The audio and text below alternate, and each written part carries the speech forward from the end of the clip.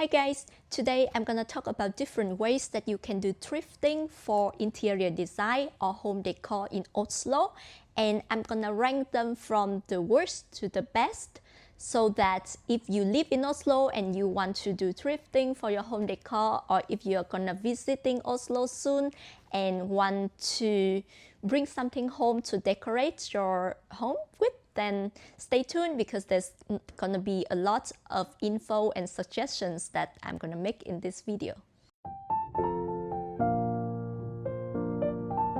Alright, so the first way to do thrifting for home decor in Oslo is to go into different thrifting and antiques shops in here. And I would say that there are not a lot of choices when it comes to different shops, but I can list several here for your reference. And I think the biggest one that I usually take a look at is the Antikvarehuset on Sanagata in the Grünerløkka area. They have very big, let's say, showroom or shop with a lot of wooden furniture and also lamps and chandeliers, and they have also smaller items as well, but I think it's not their focus. So then there's also a store which called GG Retro with also an Instagram page as well, and they regularly post the items that are probably new on the shelf. So then if you want to just like do a regular check, then it's easy to just go online and decide to see if you want to go to a shop to check in person, so that's helpful. But there's one thing with different let's say thrifting shops in Oslo is that I would say that you can probably find very nice finds with high quality and beautiful items and objects, but at a probably only reasonable price rather than like super good price, because I mean they run on a daily basis and they still have to make some profit out of that. So then the price is just gonna be probably reasonable. So yeah, make sure that you check it out. But I think this is probably on the bottom of my list when it comes to thrifting for interior design in Oslo, just because I'm the one who really like to find like rare finds on a very good price. So I think there are better ways to do this that coming in the next ones. So actually a smaller note for the first option as well about the shop that sell second-hand items for home decor. I think most of them, like especially when they come to antique stores, and it's higher price. But there's also a chain of stores in Oslo that called Fretex, and in there, at least my friends have told me that they have very good price, especially the one in Grønland area, and you can find something that is interesting for very reasonable price as well. So I think that would be the best options if you want to do thrifting in different shops in Oslo. And in fact, yesterday I did went to one of the Fretex, but in a like more expensive area in Oslo. But I did find like some coffee mug at a very reasonable price. I think like one is only 29 krone and the other one is like 49 krone, and also some plates and nice but also not too expensive. So that is definitely something that you should check out as well. So then the second way to do thrifting in Oslo is actually go to the regular open space market here, like the flea markets that happens from time to time in Oslo. And I think when it comes to this, then the best one, or let's say the most popular ones that I know so far, is the ones that called Vestkantorvet. And that one is I think every Saturday from the morning until the afternoon, and it is very close to Vigelandsbakken and my student, so it's quite convenient to go with public transport there as well. And in there, it's just a square with different, let's say, stalls that normal people just sell the antique items that they have. I think there's some smaller people who just probably bring things that from their home and put them there and sell from time to time. And with those, you can find something that is very nice and rare at a good price. But also there are some people that come there on a regular basis, so probably even every week. So then with those people, unless they have a new collection, then you will probably see the same items week after week. But then the nicer thing with this one compared to the first one that I mentioned is that the price can be better. You can find something that is nice for a good enough price. So the other day when I go there, it's not the best weather, but still there are a lot of like shops, not like shops, a lot of stands there. And I found this picture frame for 60 krone. And at first I was like not sure because there are a lot of like this size of picture frame which can be on sale on Finn that I bought before for like 40 krone. So I was not sure, and this one is not probably in the best shape either. But I think it still looked very nice with all of the details. So then I bought it for 60 krone, and when I took it home, when it's placed next to other more simple picture frames that I have, then this one actually popped out and it looked just so pretty, and I'm super happy about it. There are of course a lot of different other things as well, but in general I think they probably better priced compared to the thrifting shops, but still, or antique shops, but not like a very like extremely good deals. There can be some items that is like way more expensive that you would imagine as well. So I would say it's a mix, but there is a possibility that you can find some good deals here. And on to the next one. The third way of doing thrifting in Oslo is gonna be going to the school markets. And in here, there's a thing that every spring and every autumn when the school start, some school also do some markets to get the money for the kids for some purposes. I'm not sure exactly what that is gonna be for, but basically they do that only twice a year at most, and they don't do that because of profit. So that already says something about the things that you can find in those markets. So then I went to one in Grünerløkka also this autumn, and I would say that the stuff that they have in there are the things that they were using in their home, I think, and they don't really find a need of using them anymore, so they just bring to the market and sell them.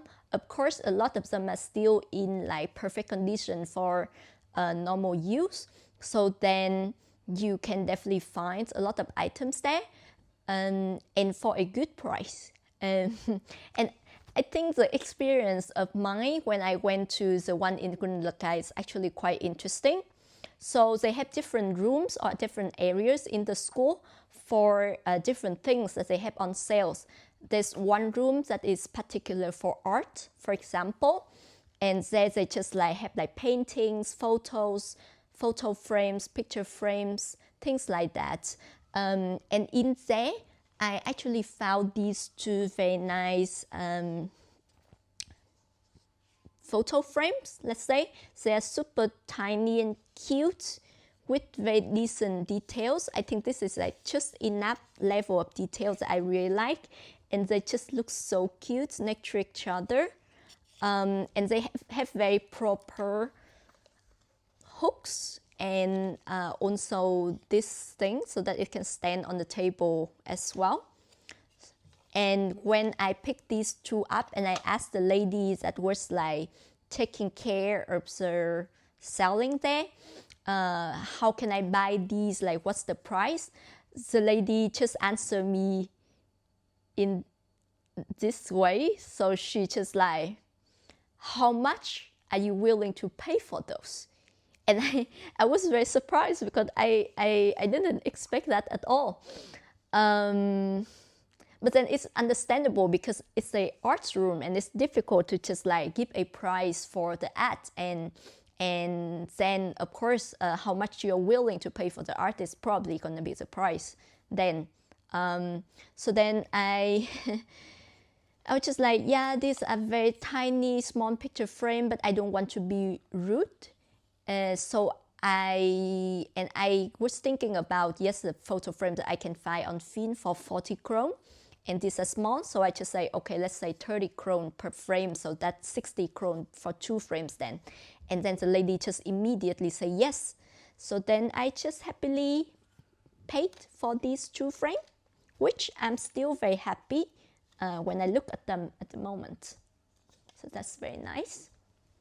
And then when I go to another room for the kitchen appliance, and I just pick up some bowls that you can see here. Like the smaller one is for containing different sauce that I have, usually a fish sauce or chili sauce that I have, which is super convenient because I think there's a thing here that people don't use bowls a lot. But coming from Vietnam, I definitely use bowls in a lot of meals that I have. So then when I look at the kitchen section, then I definitely pay a lot of attention for bowls. And I also find these are have a decent size for rice bowl. So then I also bought them as well. And I already have an idea in mind of how much like I'm willing to pay for these, right? So I have 2 of these and also 2 of these. And I asked again the lady then, I prepared that I'm gonna pay like 100 krone for 4 of them, so like 25 krone for each, because I know that a new small bowl at IKEA is like 39 krone. So then, yeah, I'm willing to pay that price. And when I asked the lady, she was just like 50. And then I think there was like a slight like 1 millisecond of surprise on my face when it's actually half of the price that I was willing to pay for. So I was happy, very happy to pay for it. And they also have the paper for me to grab the bowls with as well, which is very thoughtful. So I would say that these kind of markets, the school markets in Oslo, it's a very good opportunity for you to find nice things for very, very good price, like very good price. I think like so far, this is probably the place that you can find the most thing for the best price when it comes to thrifting in Oslo. There are also a lot of other different choices as well. There are things that I would say that you would not use them, like they are not functional, but they are very interesting, like the typing machine, like old typing machine, and yeah, just things like that, which is just very interesting to look at as well. I would say in terms of quality, then they're not that high and they're probably not a lot of rare find, but in terms of price for practical and functional nice things, then yeah, highly recommended this way. And I think there's also a school market like that in an area called Vinderen in Oslo that my colleague told me, but I missed it this year. There is actually a auction for nice items or arts in that market. So, and that area is also for richer people to live in Oslo. So I definitely will check it out next spring or next autumn to see how it is, and I'm gonna make another video about that. But I'm really, really looking forward to that, because then probably you will find a lot of nice items with nice quality. Not sure about the price though, but definitely nice to check out the auction and the items there. I think we quickly come through the last way, but also, in my opinion, the best way to do thrifting in Oslo. And that would be using finn.no.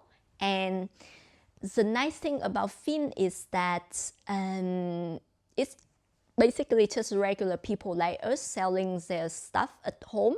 So a lot of time, of course, they sell because they want to get some money, but it's not gonna be like they don't have to take into account for the shop, the money for the shop or the employee or whatever. So then the price is usually better.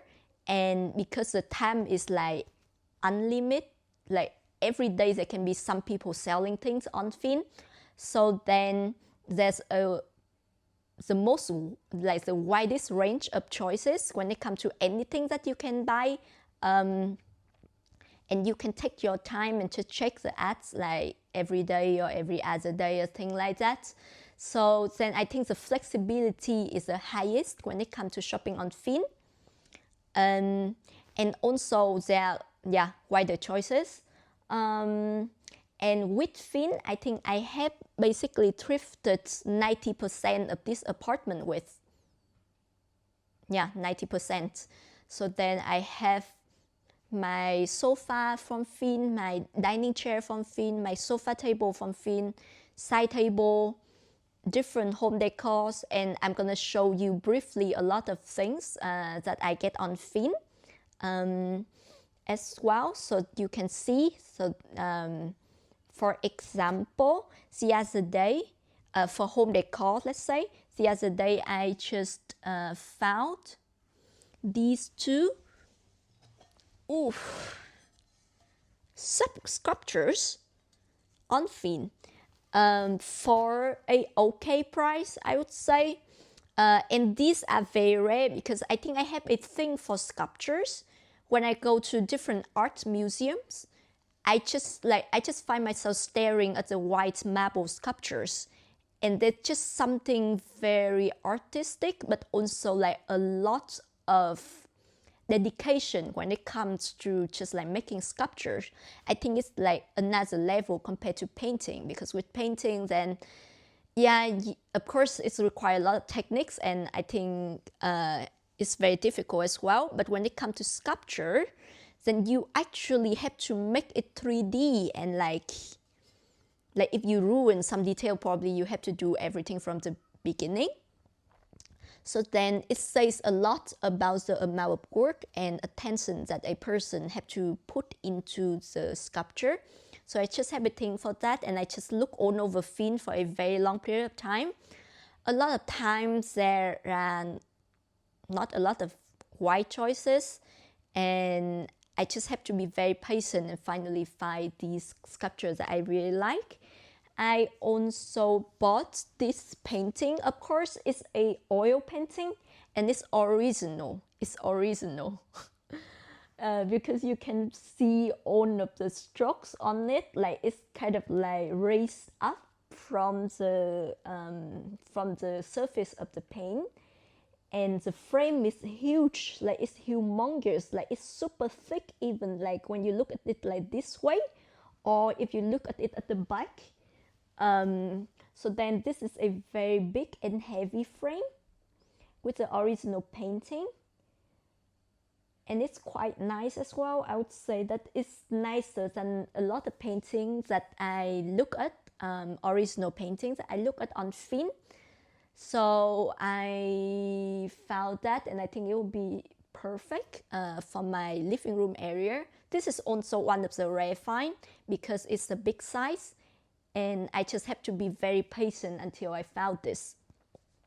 And I also got the person selling this actually ship it on the way to me, and also helped me to carry it upstairs as well. So that was super nice of the seller as well. Of course, I only asked her to ship here for a little bit more money, but she actually willing to help me carry it upstairs as well, which I really appreciate. So I also got a side table, which I absolutely love on Finn. some people sell that table for like more than 1,000 or even 1,000 krone, but I found this table and I bought it for only 200, and also including shipping right to my apartment, which is just like insane. So then I think when it comes to thrifting in the way that you don't buy from a shop, it is a lot of times comes to how you see the value of an item and how another person sees the value of the item. And let's say if you as a buyer put a lot of value to this item, but in fact it doesn't really mean like a lot to the seller, then a lot of times with a more flexible way of doing thrifting, you can find very nice item for yourself at a very low price. And I also got my sofa table, which is absolutely beautiful and almost flawless, for 0 krone. So I just have to pick up. So that is the thing about thrifting on Finn. Like sometimes people just give things up. And if you don't have a super high requirement and if you have a lot of patience, then most of the time you can fill up your apartment without paying anything. Probably just paying for some car if you don't have a car and you have to rent a car to carry very big stuffs. But people give away things like sofa and dining table, dining chairs, sofa table, beds, everything you could possibly think of. So I also bought my bed on Finn as well. And yeah, with the help of friends, and I can carry it home and then just have it in my apartment. So the only new thing that I bought for my apartment is just my dining table, I think, and my TV. And the rest are basically just on Finn. So I think it's definitely the best way. Very good price, very wide range of choice, and you can probably get free shipping as well. You can probably get the item for free. But there's one thing though, and you can bargain, like you can totally just bargain over text. And sometimes when you see an item but it's a little bit higher than you can afford, you can just mark it at favorite, and over time, if the seller don't see a lot of interest, they will reduce the price, and then when it reduces to the levels that you are willing to accept, then you can just buy it. Or you can reach out before that and negotiate. That's totally up to you, but I mean there's just a lot of flexibility and fun there that you can just play with, and yeah. But there's one thing with Finn though, because of course there are a lot of choices, but you need to wait for them to like show up.